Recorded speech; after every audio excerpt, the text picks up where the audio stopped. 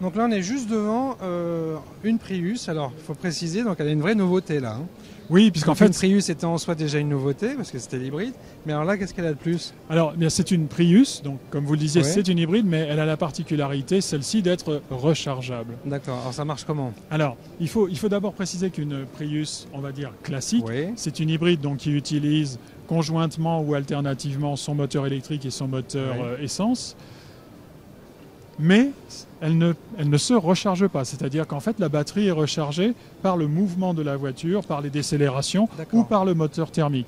Là, on est dans une voiture qui est une étape, un pas supplémentaire dans la technologie hybride, puisque en plus des fonctionnalités que l'on connaissait déjà sur la Toyota Prius, eh bien celle-ci, elle ajoute le fait de pouvoir brancher la voiture et donc recharger la batterie. Sur n'importe quelle prise sur électrique. n'importe quelle prise électrique, une 16 volts, une 16 ampères, pardon. Oui. Donc c'est en fait en gros une prise de machine à laver. Ça c'est bien ça. Et donc à partir du moment où on a branché cette voiture et on l'a rechargée, on voit ici une borne telle qu'on peut les imaginer dans les parkings, sur la voirie. Mais chez soi, on branche ça. Chez soi, ça peut être branché sur une prise. On n'est pas obligé d'installer une borne. Voilà, d'accord. Et donc l'avantage, c'est que on passe par rapport à une Prius classique à 20 km d'autonomie toute électrique au lieu de 2 km dans le cas d'une Prius classique. Et on passe à une vitesse moyenne exploitable en toute électrique de 100 km/h au lieu de 50 km/h dans le cas d'une Prius classique. Donc il y a un vrai progrès. Cela est dû pour partie au changement de génération de batterie. C'est-à-dire qu'on passe des batteries, ce qu'on appelle nickel, hydrure métallique dans le cas d'une Prius ou d'une Auris. Là, on est dans la génération suivante de batteries, c'est-à-dire des batteries à ion lithium. Et donc, grâce à cela, on arrive avec le même volume de batterie à augmenter de façon considérable à la fois l'autonomie et la puissance délivrée de la batterie. Du coup, on tombe à combien là, en CO2 ? Alors, on tombe à 59 grammes de CO2 par kilomètre pour une consommation vous allez être les premiers à vous rapprocher de zéro bientôt, hein, ce rythme-là. Hein. Et on est à 2,6 litres de consommation moyenne. Donc, on est là réellement avec un pas très très important par rapport à une Prius classique. Et on garde toujours, ce qui pour nous est un credo, on garde toujours la polyvalence et l'autonomie de la voiture. Je veux dire par là que lorsque vous avez consommé vos 20 km d'autonomie toute électrique, vous êtes au volant d'une Prius normale, c'est-à-dire vous vous retrouvez, si vous avez fait le plein d'essence, vous vous retrouvez avec en gros 1000 km d'autonomie, comme avec n'importe quelle voiture. C'est énorme ça. Hein. Et donc vous n'avez jamais l'angoisse de la panne. C'est vrai, c'est important parce que c'est quand même ce qui fait peur à tout le monde, c'est se dire je suis en train de rouler et d'un coup j'ai une panne électrique, hein, parce que c'est pas une vraie panne électrique, mais en tout cas il n'y a plus d'énergie. Voilà, et là, lorsque on sait que en gros, 75% des gens, leur parcours quotidien, il est inférieur à 20 km. Donc l'idée de développer cette voiture, c'est de dire, on ne change rien aux qualités de la Toyota Prius, on lui ajoute quelque chose de supplémentaire qui correspond à plus des 3/4 de ce que font les gens quotidiennement. Et on a actuellement une expérimentation en cours dans le monde entier avec cette voiture, grandeur nature. On a 600 voitures dans le monde, dont 200 en Europe et dont une centaine à Strasbourg. D'accord. Et alors le résultat, vous avez un retour là ? Le résultat est excellent. Voilà. Alors c'est vrai aussi que les conditions ont été optimisées puisqu'en fait tous les participants, les 100 utilisateurs de cette voiture se sont vus d'une part installer donc une borne de recharge à leur domicile. D'accord. Bien que c'est pas nécessaire. Bien que ce ne soit pas nécessaire, mais parfois c'est quand même plus pratique d'avoir une borne. Et puis surtout, ça permet aussi de faire évoluer la technologie des bornes.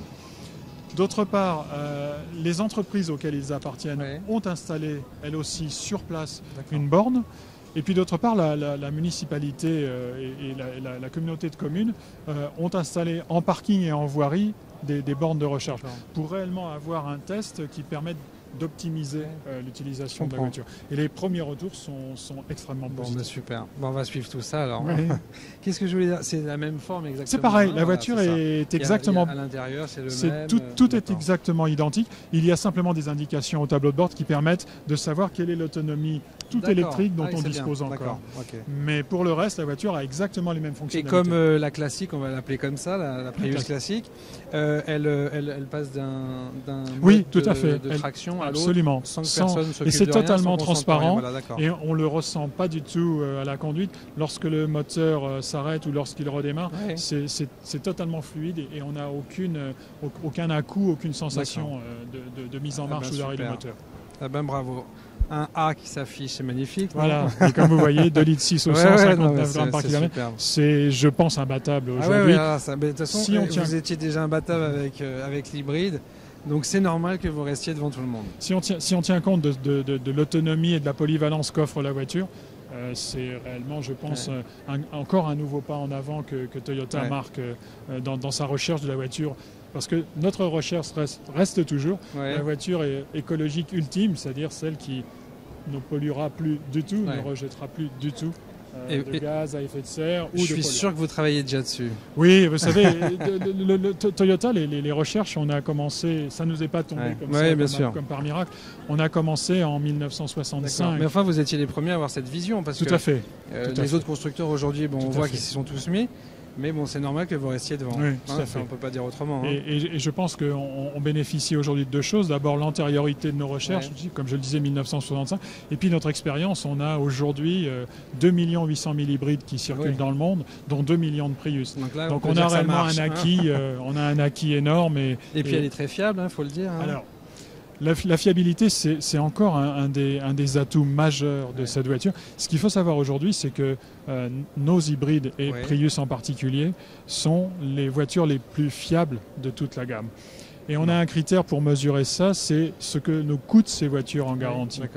Et aujourd'hui, une Prius coûte moins cher unitairement en garantie que n'importe quel autre modèle de la gamme, y compris des modèles comme la Corolla, dont la réputation mondiale est absolument avérée. Et ce qui est intéressant aussi de savoir, c'est que sur ce coût de garantie, tout ce qui concerne l'hybride, les batteries, le moteur électrique, toute la gestion, ça représente moins de 2% du coût de garantie. Ça veut dire que réellement, on est dans une technologie qui est éprouvée, qui est totalement fiable, et ça commence à se savoir parce que, bien entendu, les utilisateurs d'une Toyota Prius sont nos meilleurs ambassadeurs et ils le disent beaucoup autour d'eux. On a des voitures qui aujourd'hui, on a des voitures qui ont passé 300-400 000 km, y compris dans des zones comme par exemple le nord du Canada ou le nord de l'Europe, où c'est les plus mauvaises conditions. Bien sûr, avec le froid, c'est jamais bon pour les batteries. Ces voitures roulent encore avec leur batterie d'origine. Voilà, c'est ça. Ça, c'est bien de le dire. Parce que c'est aussi l'inquiétude, c'est la fameuse de tomber en panne d'énergie. Mais c'est aussi, est-ce que les batteries Alors là, elles sont fiables? En fait, elles ont été conçues pour durer toute la vie de la voiture. Mais ça, c'est bien de le dire parce que c'est pas... Et je peux vous dire aujourd'hui une autre chose importante, c'est que, comme je disais tout à l'heure, on a 2 millions de Prius sur les routes dans le monde. On n'a jamais remplacé de batterie pour cause de défaut de la batterie. On en a remplacé pour cause d'accident. Parce que des fois de fabrication, tout ça, mais non. Jamais. Bon, voilà, c'est dit. Il y a deux aspects à ça. On en a remplacé pour cause d'accident. Lorsque le carter qui contient la batterie est endommagé, par sécurité, on remplace l'ensemble. Mais sur les batteries elles-mêmes, on n'en a réellement jamais remplacé. Pour conclure, qu'est-ce qu'on peut vous souhaiter à Toyota, évidemment Quand je dis vous, c'est Toyota. Un bon salon, sûrement. Il est excellent, déjà. Il a réellement été excellent. Où l'on voit justement que cette technologie, qui aujourd'hui est aussi confrontée à des technologies différentes, cette technologie, elle démontre sa pertinence, elle démontre son intérêt. Puis elle a donné une voie. Et puis elle ouvre une voie, elle a ouvert une voie et elle continue à tracer, je dirais... une nouvelle voie encore. à tracer la route. Merci Philippe. Merci à vous.